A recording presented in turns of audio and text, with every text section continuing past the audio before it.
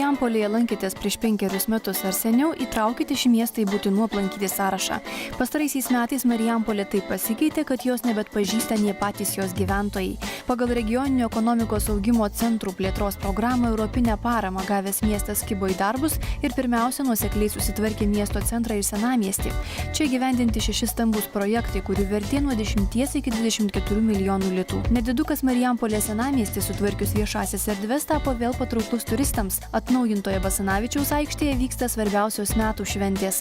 Na, o šalia Rygiškių Jono gimnazijos sutvarkytame parke gerų orų laiką leidžia ne tik gimnazistai, bet ir praeiviai. Pradėjo šiuose erdvėse kurtis smulkus verslas, kavinės, prekybos įmonės.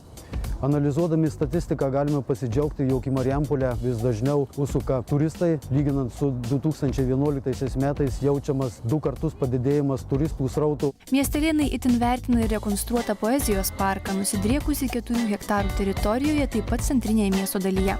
Parko takai išgrįsti naujomis trinkelėmis, sutvarkyti per parką tekančių Javonių bei Šešupės krantai, šiuolaikiškai perplanuotos atokvėpio vietos. Parkas papuoštas mažosios architektūros darbais. Man kol kas be abejo svarbiausia yra parkas, kad va su vaikučiu išėti pasivaikščioti. Dabar tikrai labai gerai, labai gražu ir smagu. Ir žmonių labai daug, iš tikrųjų, ypač va parke, kai susitvarkęs.